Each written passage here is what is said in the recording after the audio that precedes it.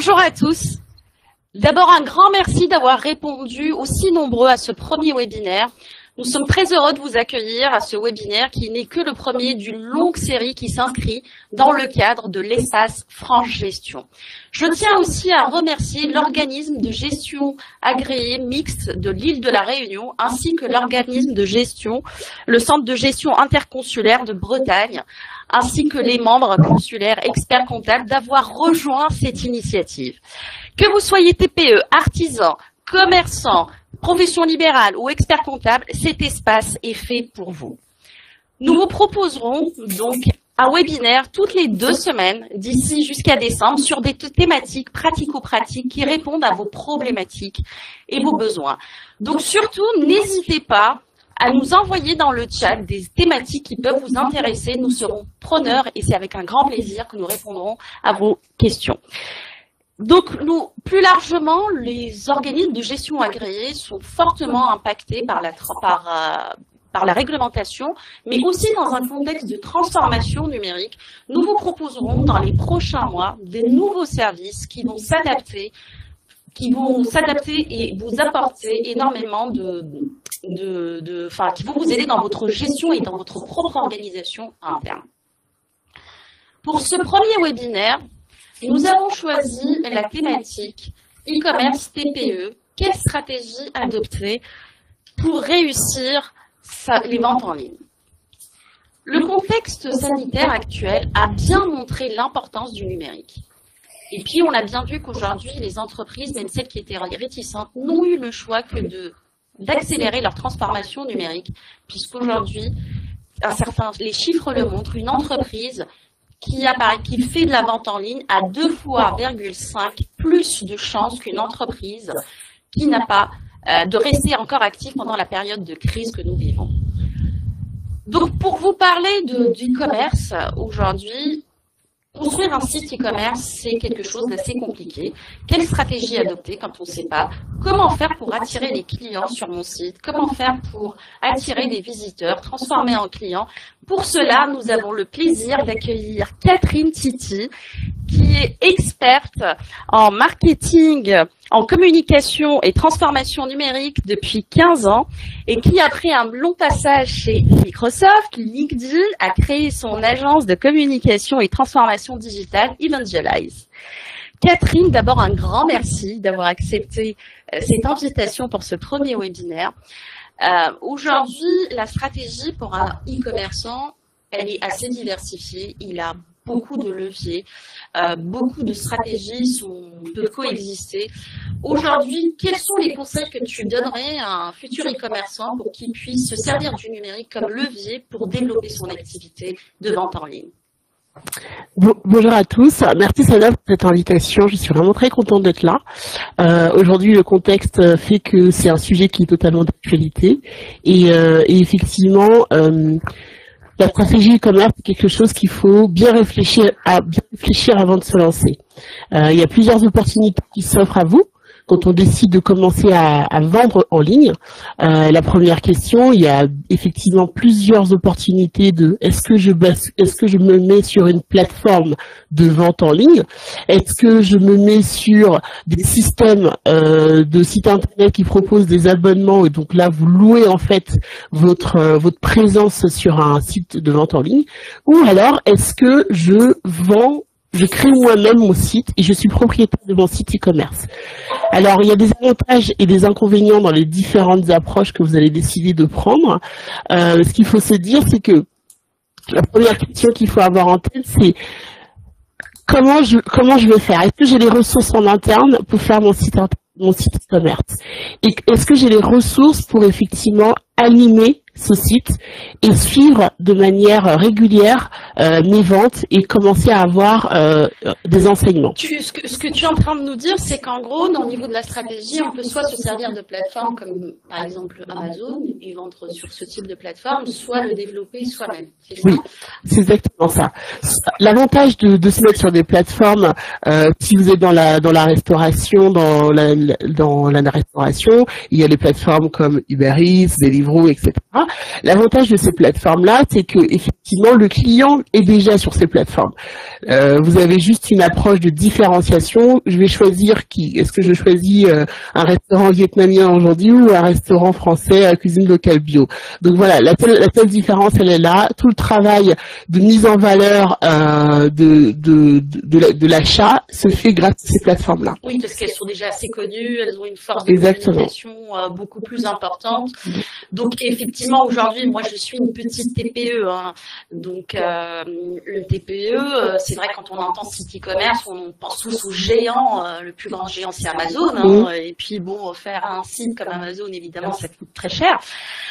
Du coup, que penses-tu par exemple de tout ce qui est e-canaux en fait, parce qu'on parle aujourd'hui d'e-commerce, mais les ventes en ligne, on peut passer par des e-canaux, par exemple, ça peut passer par les SMS, par les WhatsApp. Moi, j'ai eu connaissance pendant la première crise Covid d'un commerçant, en fait, d'un maraîcher qui, dans son village, en fait, ce qu'il a fait, c'est qu'il a pris le numéro de téléphone de tous ses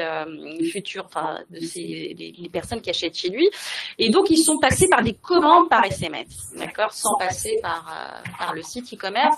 Et effectivement, en adoptant cette manière, sincèrement, il n'a jamais autant augmenté son chiffre et il n'a pas eu besoin, en fait, d'aller sur des infrastructures, on va dire, type e-commerce. Effectivement, c'est un très bon exemple. Du coup, on a parlé précédemment des plateformes. L'autre option, c'est je fais moi-même mon site e-commerce. L'avantage et la différenciation par rapport à ce maraîcher qui va se dire je vais faire de la vente de manière un peu transactionnelle avec mes SMS, mon téléphone, etc. C'est que, en fait, grâce au site e-commerce, vous allez avoir des données supplémentaires. C'est-à-dire que grâce au numérique, vous allez mieux connaître qui sont vos vendeurs. Vous allez pouvoir avoir un profil de vos vendeurs. Ceux qui achètent régulièrement, vous allez les savoir, ceux qui achètent de manière occasionnelle, d'où viennent-ils. Et donc, grâce à ces informations, vous allez pouvoir améliorer votre stratégie. Vous allez pouvoir améliorer votre site e-commerce. Vous allez pouvoir améliorer vos pages de vente en fonction des différents profils de personnes qui sont venues sur votre site. Donc c'est très important. Et c'est vraiment ça la différenciation par rapport au maraîcher. C'est que le maraîcher, effectivement, il est dans la transaction, mais il n'a pas d'historique de ses clients. Il ne s'en souvient pas. C'est ça, tu veux parler en fait de l'analyse de la donnée. Exactement. Et en fait, si on analyse les comportements de nos clients, on peut mieux les comprendre et mieux s'adapter à eux. Quand on discutait justement, tu avais sorti un exemple, tu me disais effectivement, je te disais comment on fait pour attirer les prospects dans ma boutique par exemple. Parce qu'aujourd'hui, supposons, moi je suis une TPE, j'ai fait le choix. Soit je vais sur Amazon et je crée mon compte et du coup je vends mes produits, que ce soit des produits alimentaires ou qu'importe, je vends mes produits sur Amazon.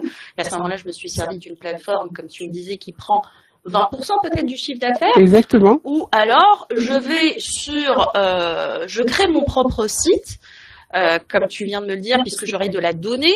Et à ce moment-là, tu me diras peut-être un peu les plateformes sur lesquelles on peut créer les sites. Mais comment je fais une fois que j'ai créé mon site? Ok, c'est bien beau parce qu'Amazon, l'avantage, les clients vont dessus, tu l'as dit, comme Uber. Mais comment je fais demain pour que les gens viennent sur mon site e-commerce? Comment je fais pour attirer les prospects? Parce que c'est simple en fait de créer un site. Mais tout le monde peut créer un site. Mais comment je fais pour vraiment vendre et augmenter mon chiffre? En fait, c'est ce qu'on dit depuis tout à l'heure. L'avantage vraiment du numérique, c'est pas que le fait d'avoir un site e-commerce, d'avoir une boutique en ligne. C'est tout ce que vous allez déployer aux alentours. Donc, votre relation clientèle que vous allez pouvoir mettre en place, c'est-à-dire que vous allez pouvoir, comme je le disais, connaître qui vient sur votre site et qui vient pas. Et donc, grâce à ces données-là, vous allez pouvoir faire un meilleur contenu pour attirer les personnes sur votre site e-commerce. Donc, vous allez avoir une base de données avec de relations clients. Vous allez pouvoir leur envoyer des newsletters, des emails pour leur dire vous avez reçu tel nouveau produit. Vous allez pouvoir vraiment animer votre base de clients et votre base de prospects en ayant différentes communications en fonction si c'est des acheteurs récurrents ou si c'est des acheteurs occasionnels. C'est vraiment cette force-là d'utiliser le numérique comme support pour ces ventes. C'est que vous allez vraiment avoir des données qui vont enrichir votre stratégie. Et donc c'est ça qui est vraiment sur lequel il faut vraiment s'appuyer. D'accord. Donc en fait, grâce aux données, je vais pouvoir analyser, Vous allez aussi en fait le comportement des gens qui viennent sur ma boutique, d'accord? Puisque du coup, j'ai une base de données qui me permet de voir que Monsieur Tartampion s'est connecté 3 fois sur telle page, donc je sais qu'il est intéressé par ça. Mais comment je fais du coup pour convertir ce Monsieur Tartampion en tant que véritable client qui passe à l'achat? Parce que ce qui intéresse nos internautes, c'est qu'il passe à la caisse et qu'il paye. Effectivement, on a dit qu'on a le premier pilier qui est effectivement la base de clients. Vous avez aussi les réseaux sociaux qui vont vous aider effectivement à communiquer sur vos produits. Vous allez aussi avoir différents canaux publicitaires que vous allez pouvoir utiliser pour faire la promotion de vos produits pour ramener les personnes à vous. Et les personnes que vous allez ramener chez vous sont les personnes qualifiées. C'est grâce à ça que vous avez ce qu'on appelle qualifié, c'est-à-dire que ils sont vraiment prêts à acheter votre produit parce que vous les avez séduits précédemment avec des informations concernant votre entreprise, concernant vos produits, concernant votre service client, par exemple des frais de livraison offerts, par exemple des frais de livraison offerts à partir d'un certain montant, les frais de retour offerts, etc. Vous allez mettre en place une stratégie qui fait que les personnes qui vont venir à vous savent ce qu'ils viennent acheter chez vous. Pas que le produit, mais aussi tout ce qui va aux alentours, le fameux service après-vente, qui est hyper important. Et donc, c'est vraiment sur tous ces leviers-là que vous allez travailler. Je dis toujours à mes clients, c'est important d'être en ligne, mais ce qui est encore plus important, c'est de concevoir une stratégie pour être en ligne. C'est-à-dire que tout le monde peut se dire, j'ouvre mon site. Il y a des différentes plateformes pour créer son site e-commerce.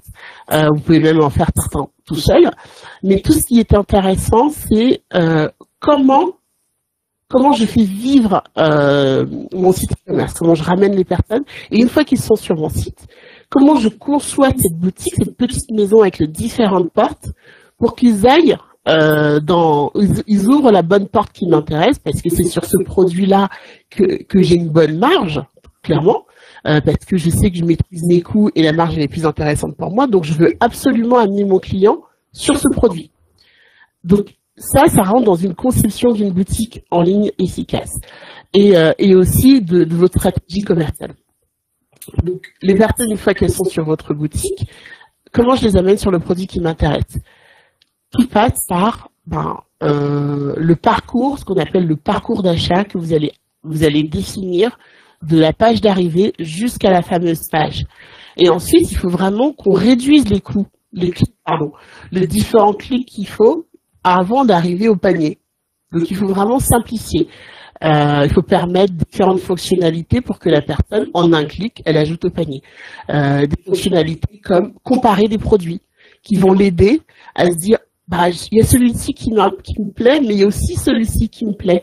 Donc, si on a cette fonctionnalité qui lui permet de comparer les avantages et les inconvénients de chacun des produits, comme Amazon, et plus facilement, il va se sentir pris par la main pour faire l'achat.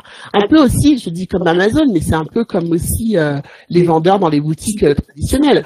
On a la vendeuse qui est face à nous, qui nous explique, vous avez ce vêtement de telle couleur et celui-ci, et on prend la décision. Donc, vous devez pouvoir proposer ces mêmes expériences traditionnelles qu'on duplique sur le numérique. Et du coup, ça me fait aussi penser à l'autre question. Donc là, j'ai réussi à les inciter pour aller vers le produit donc tu nous as expliqué comment on fait le parcours achat comme si j'étais en boutique physique. En gros, tu es en train de nous dire que c'est pas parce que j'ai une boutique en ligne qu'elle va vivre toute seule. Elle vit comme une boutique physique où il y a la vendeuse tous les jours, le vendeur qui va accueillir le client pour lui proposer les avantages, les inconvénients. C'est exactement la même chose qu'on doit retrouver d'une manière un peu numérisée, mais en ligne.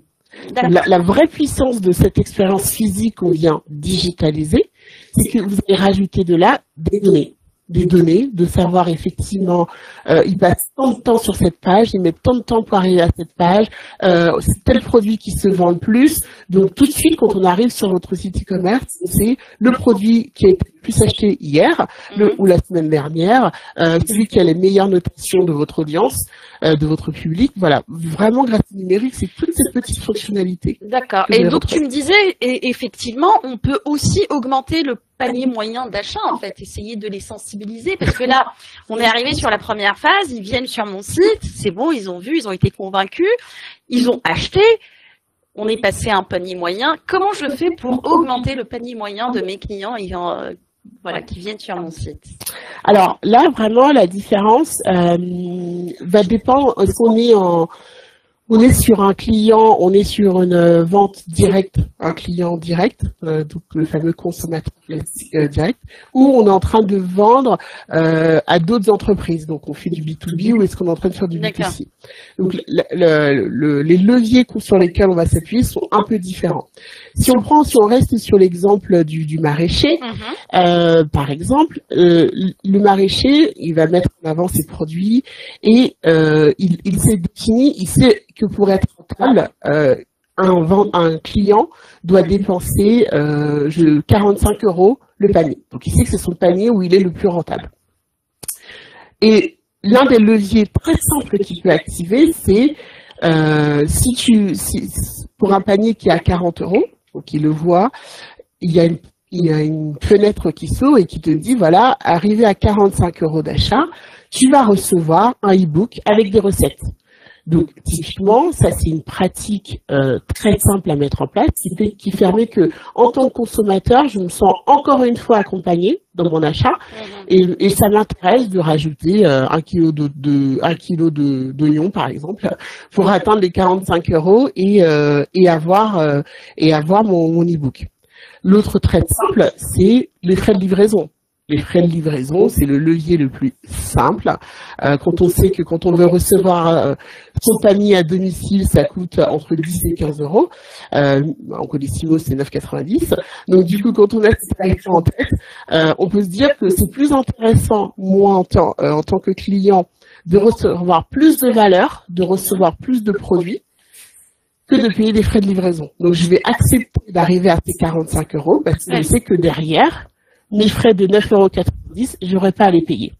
Tu es en train de me dire que du coup, pour les inciter, je vais leur dire, voilà, si je vois que mes clients, ils dépensent 40 et que, comme tu disais, le maraîcher à 45, il est rentable et que ses clients moyens, ils dépensent 30.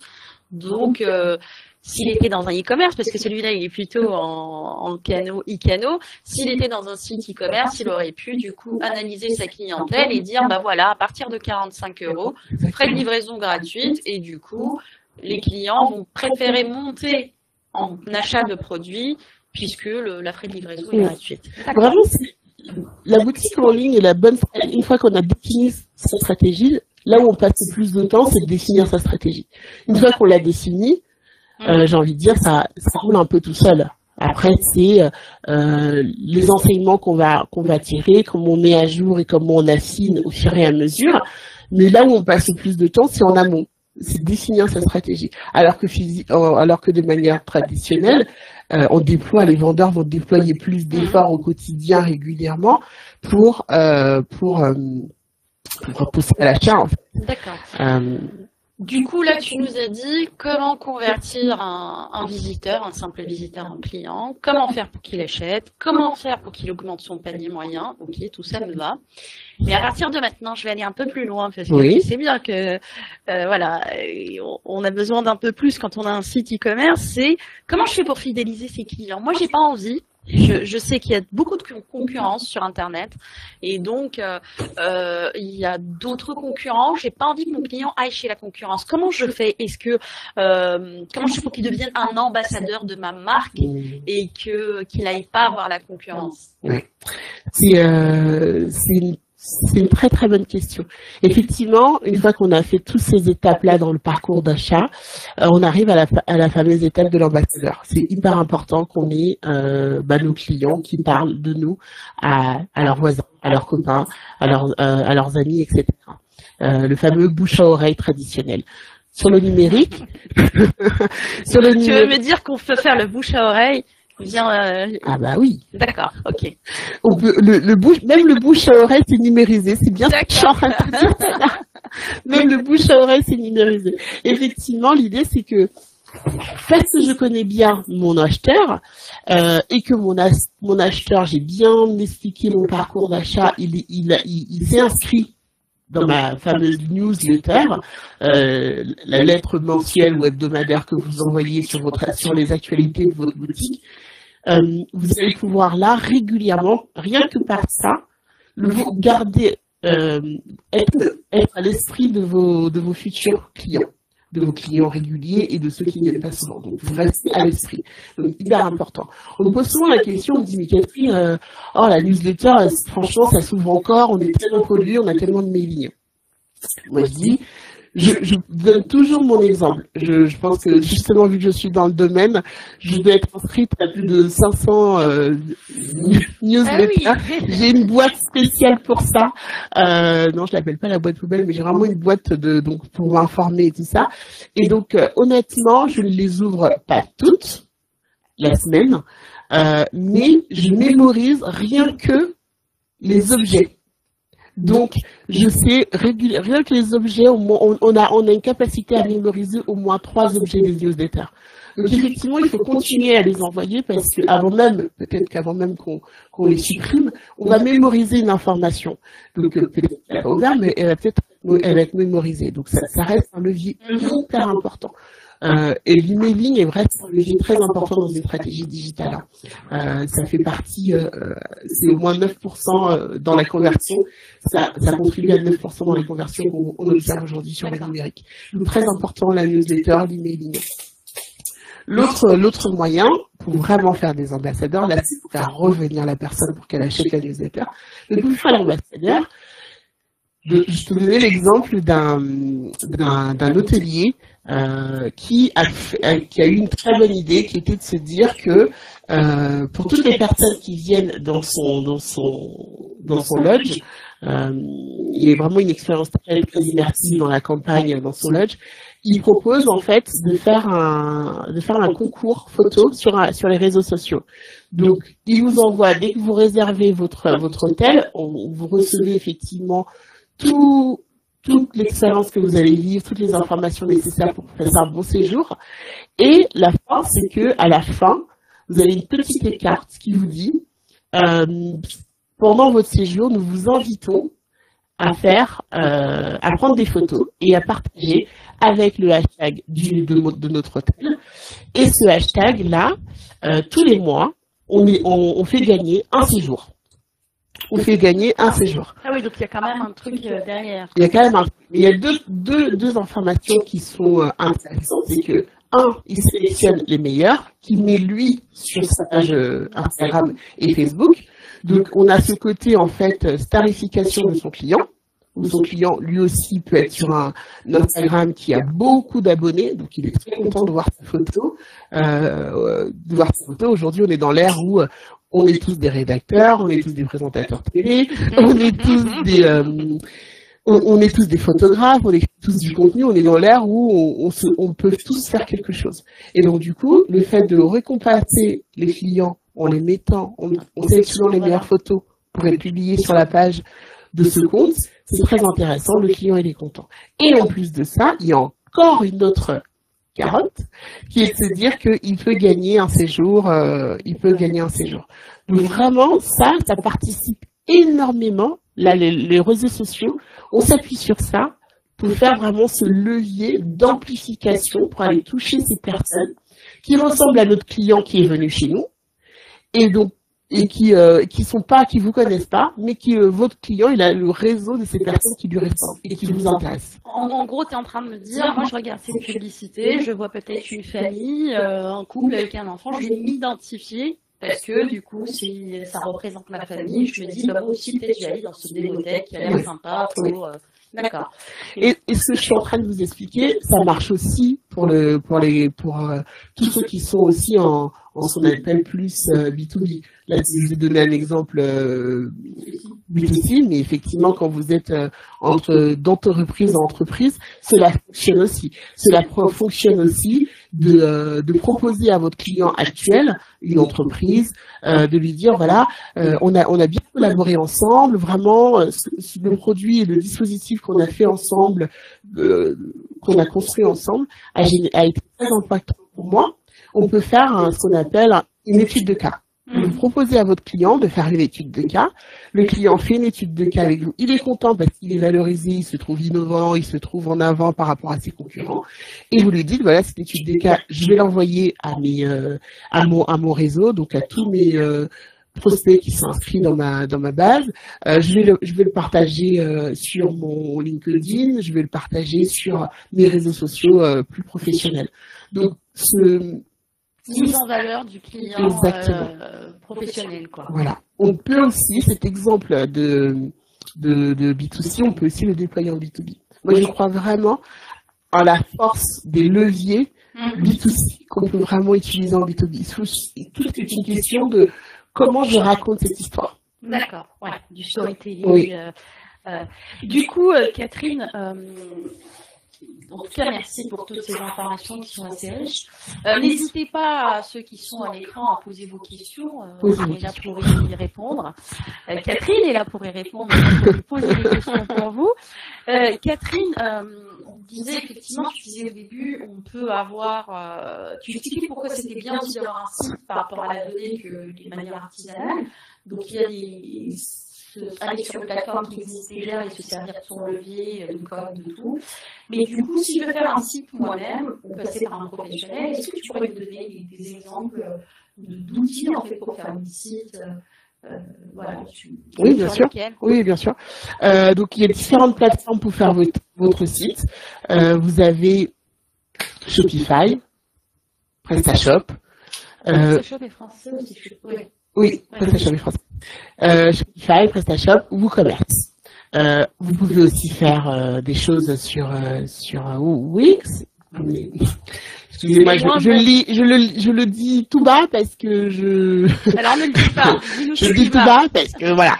Je le dis quand même de manière exhaustive, mais vraiment, celui que je recommande le plus, mais qui nécessite, en mon sens, vraiment de se pencher vraiment sur sa stratégie, c'est vraiment WooCommerce. Mais Shopify aussi très très bien au début. Et donc dans ces différents outils, vous avez effectivement directement la vente. Vous avez aussi des systèmes de réservation. Je veux juste réserver, je veux booker un rendez-vous. Vous avez vraiment toute l'expérience, que vous soyez en vente directe d'un produit matériel ou en vente d'un projet plus gros d'entreprise en entreprise. D'accord. Le tout, c'est vraiment de tout bien paramétrer, de prendre le temps de paramétrer par rapport à sa stratégie et tout ça. Ok, bah merci beaucoup Catherine. On a tenu le timing. Il faut respecter ici les timings. Je ne sais pas s'il y a des questions. Oui, une petite question de la part de Kelly. Elle aimerait avoir un support récapitulatif de ce webinaire. Est-ce que c'est envisageable? Support du webinaire, il n'est pas prévu support du webinaire, mais je peux envoyer on peut envoyer quelques éléments, des points. Des bonnes adresses, j'imagine. D'accord. D'accord. Et merci d'avance. Catherine, d'autres questions ou d'autres, plus précises? Alors j'ai une autre question là que je lis en même temps. Si un commerçant souhaite entrer en relation avec un conseiller en stratégie de vente en ligne, comment cela se passe-t-il? Quel est le coût de la prestation? Ça, tu vois, faut répondre. C'est une bonne question, hein, bien sûr qu'il faut se demander, c'est un côté combien tout ça, c'est bien beau la belle histoire. En fait, je trouve que c'est difficile de donner un tarif comme ça, parce qu'en fait, tout va dépendre vraiment de ce qu'on veut construire, de quelle stratégie vous voulez construire. Il est possible de faire vous-même ou juste d'être accompagné par un prestataire, un consultant et là vous arrivez, vous lui dites je veux un site e-commerce, il peut vous faire quelque chose à 1 500 euros ou même à 500 euros ou à 800 euros en utilisant un Shopify ou un PrestaShop qui sont déjà des boutiques paramétrées et vous venez juste mettre vos produits. Soit vous voulez être un accompagnement comme ce que je viens de vous raconter, un peu plus complet de quelle stratégie on construit, comment on écrit ensemble effectivement tout le parcours, et ensuite on a effectivement ce temps de conseil et d'accompagnement, et il y a ce temps de réalisation du site e-commerce en proprement parler. Et là, ça va vraiment, on va dire, comme on dit, c'est sur devis. Mais à partir de 1 000 €, on peut faire un site, peut faire un site e-commerce. Merci Catherine. Ici, on n'a pas de langue de bois. Ah, non, je vois ça. Pas prévenu, mais non, voilà. je vois ça. Mais justement, nous, avec ma structure, on a pour le contexte actuel fait que en fait les entreprises ont bien compris qu'il faut être sur le digital. On peut plus leur proposer à 10 000 €, sérieusement. Non, voilà. non. C'est pas possible. Mais attends, je fais même mieux que ça. Je propose des sites e-commerce. On a déjà réfléchi à toute la stratégie pour, en fonction des différents artisans commerçants et même les professions libérales. D'ailleurs, les professions libérales, on a fait le site e-commerce d'Amélie sur Connect ta boîte. Mais en fait, en 72 heures aujourd'hui, j'ai créé en fait une possibilité d'avoir une boutique en ligne qui vous appartient, qui n'est pas sur une plateforme. Vous mettez vos photos et on vous accompagne en 72 heures. On a un site et c'est une offre qui démarre chez nous à 2 000 €. Ouais, c'est pas mal. D'accord. Ouais. Une dernière petite question. Facebook peut être considéré comme un site de e-commerce, point d'interrogation. Je vais voir. C'est une bonne question. Forcément, quand on démarre, on va utiliser Facebook, Instagram, Google My Business aussi, qui permet effectivement de commencer à mettre ses produits en ligne. Ça, j'ai envie de dire, c'est pas un site e-commerce. Là, vous êtes sur, par exemple sur Google My Business, vous êtes sur quelqu'un est en train de chercher un produit, je lui montre mon produit qui est disponible. On est plus sur des moteurs de recherche, notamment dans Google My Business, que sur un site e-commerce. Et Facebook aussi, c'est pas des sites e-commerce. C'est des fonctionnalités pour pouvoir vendre. Mais vous restez quand même sur un réseau social où vous devez continuer à faire vos photos, à raconter votre histoire de marque. Et maintenant, ils vont rajouter une fonctionnalité en soutien de la crise sanitaire actuelle pour permettre effectivement aux artisans commerçants de vendre leurs produits. Sur la marketplace? Sur les marketplaces, oui. Et ça, pour toi, les marketplaces, c'est pas des sites? Non, c'est des plateformes, de vente. Donc c'est des places de marché, etc. Mais c'est pas des sites e-commerce, non. Merci beaucoup. Plus de questions? Non. Ok. Bon, en tout cas, merci beaucoup Catherine. Merci Sana. Et puis toute la richesse des informations que tu nous as apportées. Merci à tous, merci d'avoir été parmi nous pour ce premier webinaire. On vous attend nombreux au prochain. Et donc pour les prochains, on va traiter des thématiques suivantes. Le 30 avril, je compte sur vous pour la partie crypto-monnaie, Bitcoin. En fait, on entend parler du Bitcoin. Aujourd'hui, tout le monde veut investir et personne ne veut passer à côté de cette bulle et cette capacité éventuelle de faire des placements intéressants. Donc là, le 30 avril, nous accueillerons Fabrice Evrard pour voir un petit peu avec lui quels sont comment y aller en fait, comment faire, parce qu'aujourd'hui ça paraît simple mais c'est assez compliqué. Voilà, comment faire, comment s'en servir comme levier et puis surtout démystifier et expliquer ce que c'est les crypto-monnaies et le Bitcoin. Le 21 mai, et ben en fait, on va revenir aussi sur la thématique e-commerce parce qu'aujourd'hui, Catherine nous a expliqué quelle stratégie de vente en ligne. Et le 21 mai, c'est avec un expert comptable, c'est quelle stratégie pour accompagner le client. Et là, on est plutôt sur la stratégie comptable et juridique, tout ce qui est paramétrage, tous les points en fait, et tout ce qui est lié aussi à la réglementation, tous les points à appréhender en amont. Et là, on aura le plaisir d'avoir Cyril de Gribard.